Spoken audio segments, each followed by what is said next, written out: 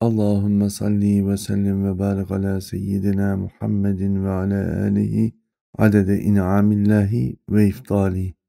Euzubillahimineşşeytanirracim. Bismillahirrahmanirrahim. Çin tarihi açısından bakılsa milattan önce 6000'li yıllara kadar uzanan Asya'nın bütün alanlarında görülen o medeniyet hali, konu Türklere geldiği zaman ne yazık ki yine Yahudi etkisinden olsa gerek veya bu bölgedeki yazım kültüründe Türklerin ilişkisi biraz daha geç vakitte olduğu düşünüldüğünden milattan önceki bu 500 ila başlangıç arasındaki süreçte pek de dile getirilmez bir süreç olarak karşımıza gelir.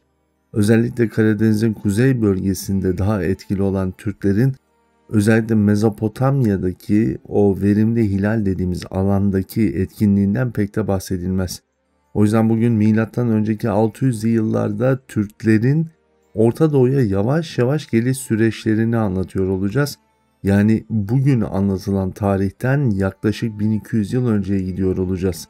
Neden 1200 yıl önce? Çünkü genellikle Türklerin 600 ila 700'lü yıllardan itibaren İslamiyet'le tanıştıkları ve 1000'li yıllardan itibaren Anadolu coğrafyasına gelmeye başlayıp 1071'de Malazgirt'te Anadolu kapısını açtıkları söylenir.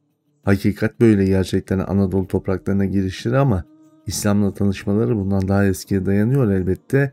Bu biraz da Abbasilerin baskısıyla oluşmuş bir tarihsel süreç, biraz da Türklerin sürekli hareket halinde olmalarından olsa gerek tarih yazımında biraz daha arka planda kalıyor olmalarından kaynaklanır. Biliyorsunuz ki milattan önce 500'lü 650'li yıllarda Asurluların yıkılış sürecinden bahsetmiştik. Halihazırda bu yıkılış sürecinden genellikle Med İmparatorluğu ile Babil İmparatorluğu'nun birlikte bunu yıktıkları söylenir.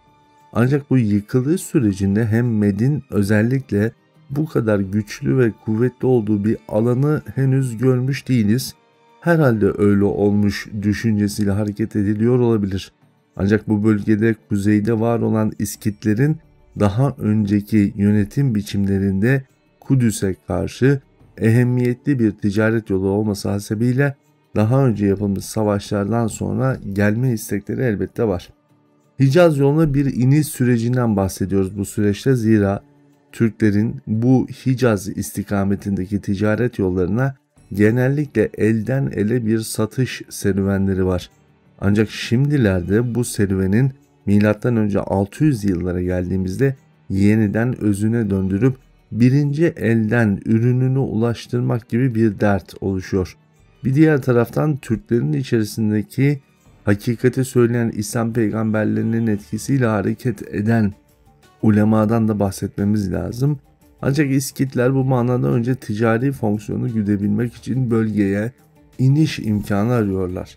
Bu noktada tarihsel açıdan şunu Siyer Nebi yolculuğunda kısaca beyan edebiliriz ki Asurluların yıkılışları İskitlilerle mümkün olmuştur ki az da olsa bazı batılı kaynaklarda bununla ilgili izlere rastlayabiliyoruz ve İskitlilerin Türk olduklarına dair deliller de oldukça az da olsa varlar. Türkler bundan sonra Hicaz yoluna Güney, Batı ve Necef yolunu kullanmaya başladıkları bir sürece gidiyoruz. Yani Türklerin Asurların yıkılışından itibaren bölgeye inişlerini etkileyen bütün unsurları temizleyip yahut anlaşarak bölgede rahat ticaret yapabilme yolunu açmış oluyorlar. Bu yolu açan Türklerin dinsiz yahut tek tanrılı din inancında daha çok şamanist bir anlayışla hareket ettiği söylenir. Ancak bu noktada Hint tarihinin en eskili yazılı kaynakları Brahmana metinlerinde var olan Nagada Krallığı bölgenin ilk İslam medeniyeti olduğuna dikkat çekilmez. Hz. Megdama'dan bahsetmemiz gerekiyor bu manada. Çinliler onu reddettikleri halde Türklerin sahip çıktığı bir İslam medeniyetinin İslam peygamberi olarak karşımıza çıkıyor. Yani Türklerin İslam'la karşılaşmaları Resul-i Kibriya aleyhissalatü vesselam'dan önce yaşamış İslam peygamberlerinden Hz. Megdama ile gündeme gelebilir şekilde ifade edebiliriz. Çinlilerin reddetmesi her şekilde Çin uygarlığında genel itibariyle fikriyatın devlet yönetimine ve insanların güncel koşullardaki yaşam biçimine uygun olma gerekliliğine göre dizayn edilmiştir. Hz. Megdama'nın yazılı ulaşmış, bugün de hala tarihi kaynaklarda bir takım elimizde tuttuğumuz belgelerde görüyoruz ki Upanishadlardan bahsedilir. Bu Upanishadları okunduğunda ise onun Türklere verdiği vaazlarda büyük oranda kapsadığının farkındayız. Çünkü muhatabı Çinliler olmasına eğer veya Hindular, Hindistan toprağındaki insanlar olsaydı eğer, söylenmiş olan sözlerin karşılığı tam olarak yerine oturmuyor. Ancak Upanishadlarda var olan değerlere baktığımızda Hz. Megdama, ki Siyer Nevi'de ilk defa söyleniyor bu isim, Megada krallığının başında var olan isim olarak karşımıza çıkıyor ve o Türkler için İslamlaşma sürecinde önemli bir atılımı gerçekleştiriyor.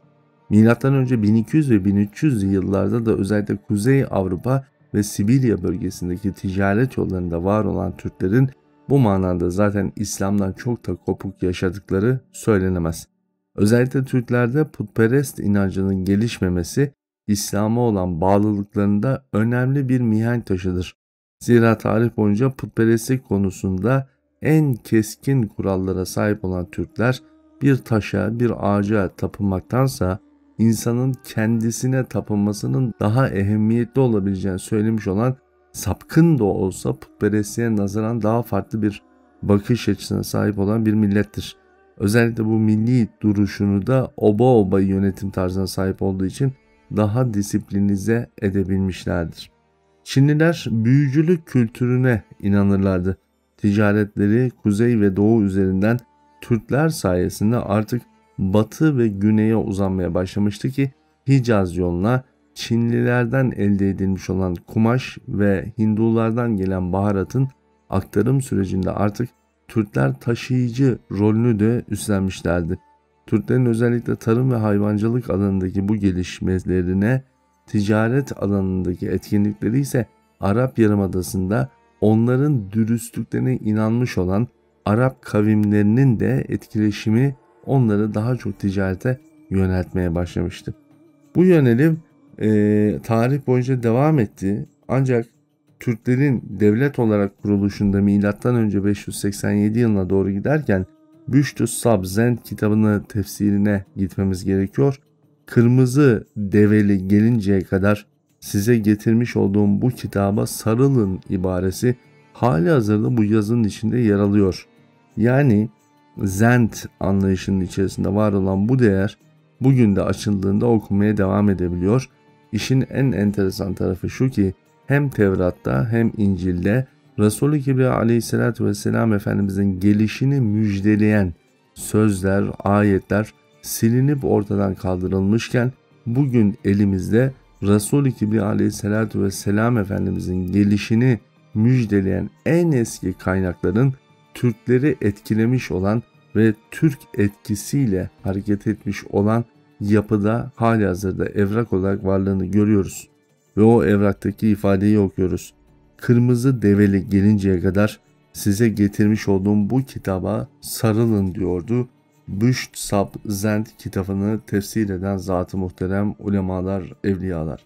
Bu hakikat bizlere Türklerin Resul-i Kibriya aleyhissalatü vesselamın gelişi ve bu bölgeye geçiş unsurunun zannedildiği gibi o kadar geç bir dönemde olmadığına dair önemli bir işaret taşıyor.